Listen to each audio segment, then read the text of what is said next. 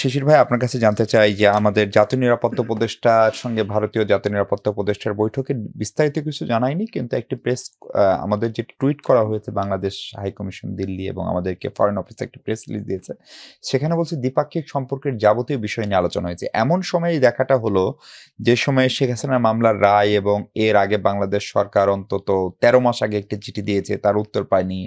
এখন রায়ের পরেও তাকে ফেরত চেয়ে চিঠি পাঠানো হবে। এর সঙ্গে কেউ কেউ এই সরকারের এক্সিট প্ল্যানকে মিলিয়ে দেখেন। ফলে সব মিলে আসলে কি বার্তা এবং দিল্লি কি কৌশল আসলে পাল্টাচ্ছে কিনা বাংলাদেশের সাথে? আরো ডিপে যান। 5ই আগস্ট যা ঘটেছে দিল্লির ইচ্ছার পক্ষে না বিপক্ষে, আনসার ইজ বিপক্ষে। এই বিষয়টা মেনে নেওয়া তত সহজ না। বাংলাদেশের যে ডিপ স্টেট হয়েছিল, এই ডিপ স্টেটটা হয়েছে with the help of home. একটা আনসার আপনি খুঁজে পাবেন, with the help of the neighbour. এবং এটা ছিল র্যাকলেস, বেপরোয়া, আইনের বাইরে, সিস্টেমের বাইরে গিয়ে জবরদস্তিমূলক। তাহলে এই বিষয়টা মেনে নেওয়া তো সহজ না।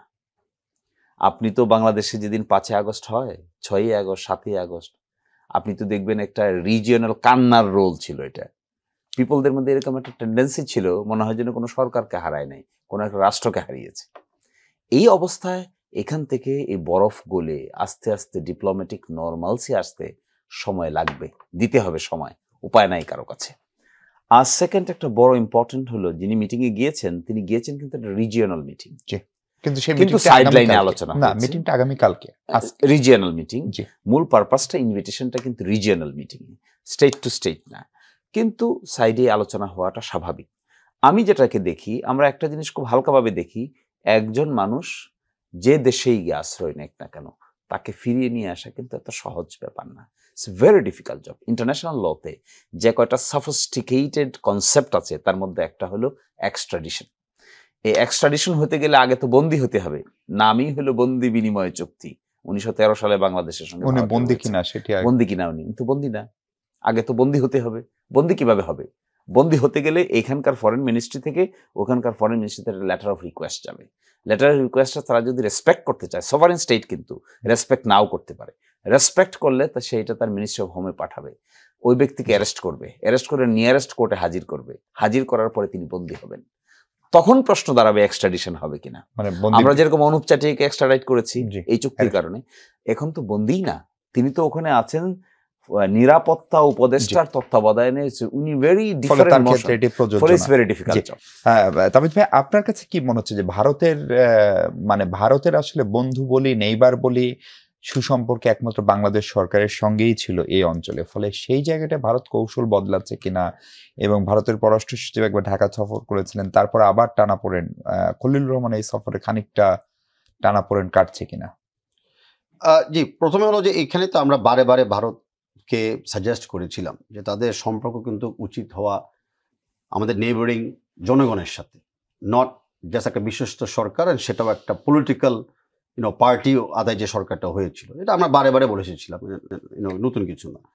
এখন আমি বিশ্বাস করি যে ভারতের ভিতরে যে ভয়েসেসগুলি ছিল, যে আগেও বলেছিল যে বাংলাদেশি মানুষদের সাথে ভিন্নভাবে আচরণ করা উচিত এবং বাংলাদেশি মানুষদেরকে ভিন্নভাবে আমলে নেওয়া উচিত, কারণ বাংলাদেশ কিন্তু একটা মানে ভেরি ডিফারেন্ট নেইবার। বাংলাদেশের সব পুরো নেইবারটা বেশিরভাগ হলো ভারত, মিয়ানমার একটু আছে আমাদের। তো সেই জায়গাতে আমি বিশ্বাস করি যে আমাদের সময়ের সাথে সাথে ভারতের সরকার অ্যাটিটিউডও বদলাবে এবং আমাদের সম্পর্কে একটা নতুন রূপরেখা চলে যাবে। আমাদের সরকারের অ্যাটিটিউড বদলাচ্ছে কিনা খানিকটা? ধরেন আপনি 111-এর কথা নিশ্চয়ই মনে আছে, তখন যারা ক্ষমতায় ছিলেন, জেনারেল মঈন সহ, তারা কিন্তু এরকম নির্বাচনের আগে ভারতে গিয়েছিলেন, প্রণব মুখার্জির সঙ্গে দেখা করেছিলেন, এবং পরে আমরা জেনারেল মঈনের বই থেকে পড়লাম সেটি আসলে একটা এক্সিট প্ল্যানের পরিকল্পনা নিয়ে গেছিলেন। এই সরকার এরকম করতে পারে? আমি ঠিক ওভাবে জানি না, কিন্তু আমি এতটুকু বলতে পারি যে ভারতকে যদি বৃহত্তর ভারত হিসেবে আমরা দেখি, ভারতের মিডিয়া কিন্তু এখনো কিন্তু মানে বাংলাদেশের ব্যাপারে কোনো ধরনের ইতিবাচক বা ট্রান্সপারেন্ট বা ফেয়ার কোনো বা ইনফরমেশন তারা এখনো দিচ্ছে না। তো সেটা কিন্তু আমাদের 111 কেয়ারটেকার সরকারের চেয়ে অনেক ডিফারেন্ট পরিস্থিতি ওই ইলেকশনের আগে। তো এখনের ইস্যু আমি তখন অ্যাসাম্পশন উপরে কাজ করতেছি। তা আমাদের যেটা বললাম রিজিনাল ডায়ালগের পাশে জাস্ট এঙ্গেজমেন্ট রাখার জন্য একটা তো বাইল্যাটারাল ডিসকাশন হতেই পারে। At the same time Sheikh হাসিনার কিন্তু পজিশন বাংলাদেশে কিন্তু চেঞ্জ হয়ে গেছে, এখন উনি কিন্তু একদম ওয়ান্টেড আসামি, কনভিক্টেড আসামি, সরি। সো এখন কিন্তু ওনাকে ফেরত চাওয়াটা বা ফেরত চাওয়ার প্রক্রিয়াটা শুরু করার একটা আইনি সিস্টেম চালু হয়ে তৈরি গেছে। হয়েছে। হয়তো লম্বা মেয়াদে হতে পারে, হয়তো অনেক রুলস থাকতে পারে, বাট একটা কিন্তু মানে লিগাল প্রসেস আমরা শুরু করতে পারি, সেই ব্যাপারেও কথা হওয়া উচিত, যদি কথা না হয়ে থাকে। আর যে কারণে আমাদের এই ন্যাশনাল সিকিউরিটি অ্যাডভাইজার প্রথমে নিয়োগ হয়েছিল, উনি হলেন ambassador at large for Rohingya issue. তো রোহিঙ্গা ক্রাইসিস মেটানোর জন্য কিন্তু আমাদের রিজিনাল দেশগুলোকে সমর্থন লাগবে। জি হ্যাঁ, তাজরিন ভাই, আপনি যদি ভারত প্রসঙ্গে একটু বলেন, এবং বিশেষ করে অ্যাডভোকেট শিশির মনির যে জায়গায় আলোচনাটাকে নিয়ে গেলেন, যে দণ্ডপ্রাপ্ত এখন শেখ হাসিনা কিংবা আসাদুজ্জামান খান কামাল অথবা আরো অনেকেই ভারত অবস্থান, তাদের ফেরানোটা আসলে কতখানি সম্ভব মনে হয়?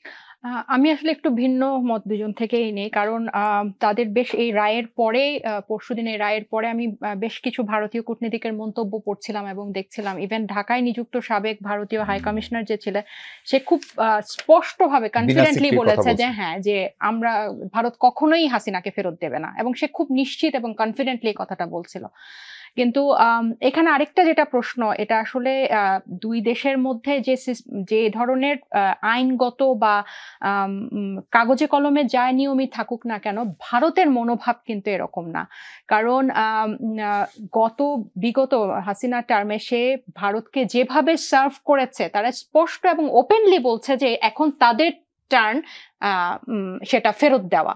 সো এই জায়গায় বাংলাদেশ কতটুকু, এখনকার সরকার এবং পরে যে সরকার আসবে, তারা কতটুকু স্ট্রিক্ট থাকতে পারে ভারতের কাছে এই পারস্পরিক সম্পর্কটার ব্যাপারে, এবং এই গণহত্যাকারীকে যে আশ্রয় দিয়েছে এটার ব্যাপারে, সেটা আসলে দেখার বিষয়। আরেকটা জিনিস আমি বলবো যে বাংলাদেশ কি করবে, আপনি যে বললেন খলিল সাহেব গেছে যে আমাদের স্ট্র্যাটেজি চেঞ্জ হচ্ছে কিনা। হ্যাঁ, গণঅভ্যুত্থানের পরে আসলে স্ট্র্যাটেজি চেঞ্জ হয়ে গেছে। এই ভারতীয় আধিপত্য থেকে কিন্তু বাংলাদেশ বের হয়ে, যেটা বাংলাদেশের মানুষ বলে দিয়েছে। সো যে সরকারই আসুক, তাদেরকে কিন্তু বাংলাদেশের মানুষের এই সেন্টিমেন্টটা মাথায় রাখতে হবে, এবং ওই সেন্টিমেন্ট মাথায় রেখেই কিন্তু তাদেরকে ভারতকে ডিল করতে হবে। কারণ এটা এখন আর দুই দেশের কূটনীতিক এবং সরকার না, এখানে কিন্তু বাংলাদেশের মানুষ কিন্তু খুবই বড় ইম্পর্টেন্ট একটা ফ্যাক্টর, এবং এই প্রজন্ম কিন্তু ভারতের কাছে কোনোভাবেই আর একতরফা মাথা নত করবে না, এটা একদম শিওর।